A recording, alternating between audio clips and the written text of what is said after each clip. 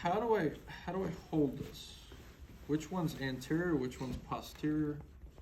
And you gotta really look at these. You gotta figure that out, okay? You look at this valve right here, and you look at this valve right here. Everybody see the difference? What's the difference between the right valve and the left valve? Or is this the left valve and the right valve? What is the difference? Can you see? What's the difference? One has more flaps than the other. Which one has more flaps? The tricuspid. And the tricuspid is located on the right side or on the left side? Yeah, so it's going to be like this, okay? And so are we looking at the top of the heart or on the bottom of the heart? This is going to be from the top of the heart, okay? Because I see these valves right here, they're opening up, while these valves right here are opening down, okay? Now, so with that being said, the heart's going to be like this. So your pulmonary trunk is going to be the anterior facing one. So if you get shot, stabbed, the first valve that's going to be penetrated is what? The pulmonary trunk, or the pulmonary semilunar. So this one in the front right here is the pulmonary semilunar valve. Behind the pulmonary semilunar valve is which semilunar valve? Aortic semilunar valve. So the front is what? Pulmonary semilunar valve, not trunk. We're talking about valves right now. So pulmonary semilunar valves. Then the back is the aortic semilunar valve. Then on the right side, what valve is this? Tricuspid. Tricuspid is what kind of valve? Is it AV valve or a semilunar valve? What does the AV stand for? Atrioventricular. Explain to me what atrioventricular means to you. In between the atria and ventricle, okay? So this is going to be the tricuspid, has 3 flaps. What's the one on the left?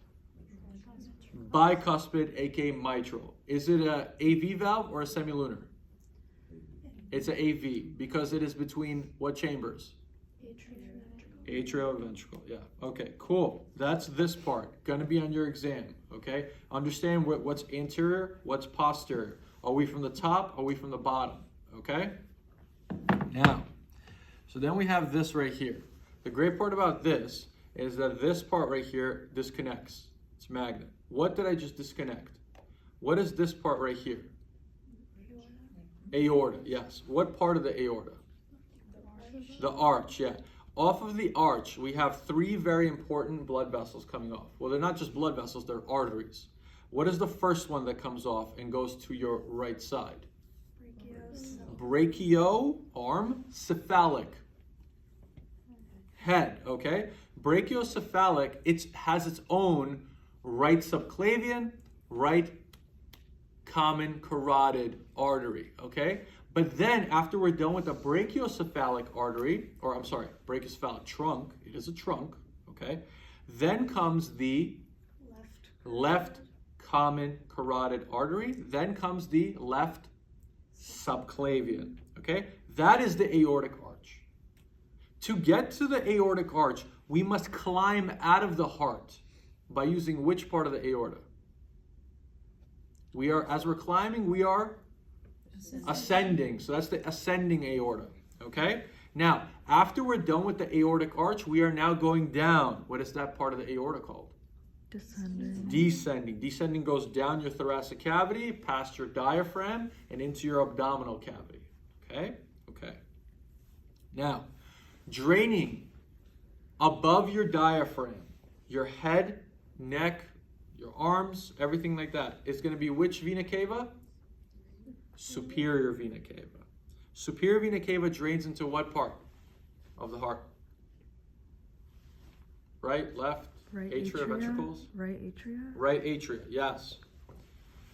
Right atrium. You gotta be careful with atria because atria is plural, atrium is singular. Okay, now, what drains below your diaphragm? Inferior vena cava, yes. What does that drain into? What does that drain into? I know what it drains. What does it drain into?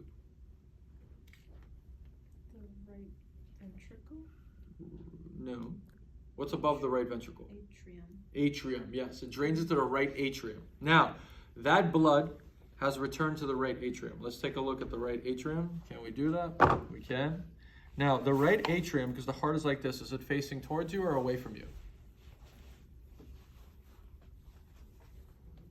This is the way it's going to be on the exam. So we're sitting on a table like this. Are you looking at the right atrium or left atrium? Right. This is right here. This is right. Now, the right atrium has the Snoopy-like flap on it. What is that flap called? The auricle, yes. And it's not spelled with an O. It is spelled with a U, yes. Now, let's open it. We're going to open it, and then we expose the inside of the auricle. I'm going to put this down for a second. We're going to look inside of the auricle. We're going to look inside of the ventricle. In the auricle, there's going to be ridges. This muscle pattern only in the atrium, only in the auricle. What is that muscle pattern called? Pectinate muscles, yes. What is the muscle called, the pattern called in the ventricles? The Freddy Krueger-like pattern. Trabeculae carnae. What is an important trabeculae carnae that you find in the right ventricle? Or band of muscle? Moderator band. If that moderator band dies, what happens? Your right ventricle stops working properly. Okay, anyways, let's look at the inside of the right atrium. Okay, we're looking inside of the right atrium. In the right atrium, there's going to be this depression in an adult heart. What is that depression called? Fossa ovalis. Okay, so before you leave, make sure you take a picture inside your right atrium. Okay, you actually appreciate that depression. You should feel it with your hand. Okay, there's a depression there. Now, you're also going to see that the inferior vena cava enters into the right atrium. Does everybody see my finger? Okay, enters through the inferior vena cava. I cannot put my finger through the superior vena cava because it's solid. Okay, but what I can put my finger through is the inferior vena cava. All right, cool. Now, once the atrium is filled or whatever, it's going to start flooding through this valve right here. What is this valve called? Tricuspid valve, yes. What is this? What are these things called that move in a valve? Cusps, leaflets, flaps, okay? What is attached to these cusps, leaflets, flaps that prevents them from prolapsing into the atrium? Chordae tendineae. We can see the little strings here, okay? We can see the strings here. You just take a picture of the strings. These strings are going to be attached to little nipple-like muscles only found in the ventricles. What are those nipple-like muscles called? Papillary muscles. Do you find papillary muscles in atria? No. Do the papillary muscles have a conducting branch inside them? Yes, they do. They don't have a specific name. They fall into the category of Purkinje fibers, okay? The reason for this is when the heart decides to contract its ventricle, the papillary muscle also needs to contract. Why? Why? This is why. It grabs onto the string, and when it experiences pressure during the contraction, it pulls down, okay, by contracting, all right? All right, so what's the muscle-like pattern in the ventricles called? Trabeculae carnae. Okay, what is the structure called that separates the left ventricle from the right ventricle? Interventricular septum. What is the structure called that separates the left atrium from the right atrium? Interatrial septum. Yes, very good. Okay. Am I forgetting anything? Yes. So, how do we leave the right ventricle?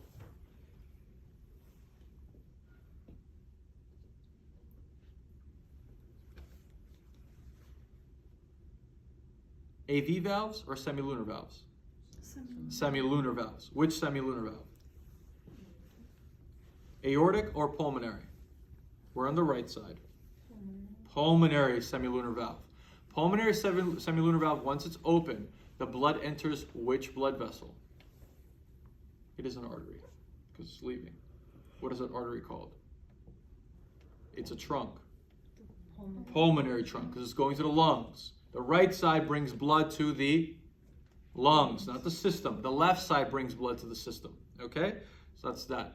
Pulmonary trunk goes to the system. Now, that's the right side. Let's look at the left side. On the left side, to see the left atrium and the left ventricle, the best way, which view should we use? Posterior view. Let's do it. Now we are in the, which view? Posterior view. From the posterior view, this is what? Atrium or ventricles, what is it? This is an atrium. Yes, left atrium. Into the left atrium, we have two blood vessels entering here from the left side and right side. What are those? Pulmonary veins, yes. Two from the left, two from the right. Now, does the left atrium have a Snoopy-like flap? Yes, it does, yes. What is the muscle pattern that you find in the Snoopy-like flap? Pectinate muscles. You have to look inside of it, but you can see it, okay? Now, what are the muscle-like patterns in the left ventricle called? Carne, yes. What are the nipple-like muscles called in the ventricle? Papillary muscles. Papillary muscles are attached to strings called? Chordae tendineae, also called tendinous cords. Now, this is the left side. So now we're looking inside the left atrium. Not a busy place, okay? It doesn't have the vena cava, it doesn't have the coronary sinus draining into it. Where does the coronary sinus drain into? The right atrium. Now, do we see the coronary sinus? Yes, this is the coronary sinus, draining the great, middle, and small cardiac veins, okay? We also see the interventricular sulcus here, okay? This is the, which sulcus? Coronary sulcus, okay? In the posterior coronary sulcus, this is where you have the coronary sinus, okay? Now, what is this valve right here? Bicuspid, aka mitral valve, okay? Clinically referred to as mitral valve. Now, and then how do we flow blood out of the left ventricle? Where does that go? The aortic semilunar valve, and that goes to the aorta, okay? All right. So make sure you take your pictures. If you want to run through this with your friends, there's a heart here. I'm going to bring a third heart, okay? Yeah, you can put it together.